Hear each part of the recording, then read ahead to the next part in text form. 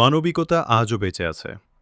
যখন একজন অসহায় মানুষ বিপদে পড়ে, তখন পাশে দাঁড়ানোর মানুষ এখনও আছে। ২২শে ডিসেম্বর ২০২৫ বেঙ্গালুরু শহরে পশ্চিমবঙ্গ থেকে আসা এক সাধারণ শ্রমিক পরিবার কাজের উদ্দেশ্যে বেরিয়েছিলেন।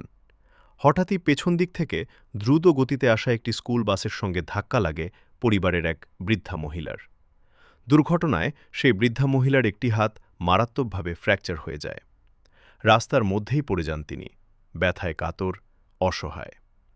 ঘটনার পরপরই স্থানীয় মানুষের সহায়তায় এবং বেঙ্গলি কল্যাণ ট্রাস্টের উদ্যোগে তাকে দ্রুত হাসপাতালে নিয়ে যাওয়া হয়। সঙ্গে সঙ্গে চিকিৎসা শুরু হয়। এই কঠিন মুহূর্তে বেঙ্গলি কল্যাণ ট্রাস্ট দায়িত্ব নেয় পুরো চিকিৎসার। হাসপাতালের খরচ বাবদ নগদ ৫০,০০০ টাকা তাৎক্ষণিকভাবে তুলে দেওয়া হয়, যাতে চিকিৎসা এক মুহূর্তের জন্য থেমে না যায়। শুধু এখানেই থেমে থাকেনি বেঙ্গলি কল্যাণ ট্রাস্ট। তাদের প্রচেষ্টায় ওই বৃদ্ধা মহিলার ইন্স্যুরেন্স ক্লেম প্রক্রিয়া সম্পূর্ণ করা হয় এবং সফলভাবে ৫ লক্ষ টাকা ক্লেম পায়ে দেওয়ার ব্যবস্থা করা হয়। আমাদেরকে আগাগোড়াই হেল্প করছে। আর আদার্স আমাদেরকে থানায় গিয়েছিলাম, থানা থেকে তো আমাদেরকে কোনো জায়গা দিচ্ছিল না। এরা গিয়েছিল বলে একটু আমাদেরকে একটু সাহায্য হয়েছে।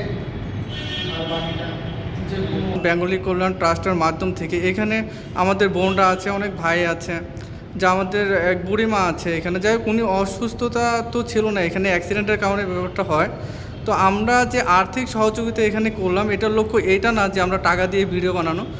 আমাদের লক্ষ্য হচ্ছে আমরা এগিয়ে আছি, আপনারাও এগিয়ে থাকুন, আমাদের পাশে থাকুন, আমাদের সহযোগিতা করুন, যাতে আমরা যাতে আরও লোকের সহযোগিতা করতে পারি। ধন্যবাদ।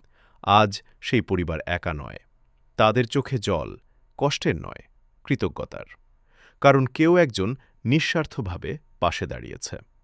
বেঙ্গলি কল্যাণ ট্রাস্ট বিশ্বাস করে, মানুষ মানুষের জন্য। ধর্ম, ভাষা, রাজ্যের ঊর্ধ্বে উঠে মানবতার হাত ধরেই আমরা এগিয়ে চলেছি।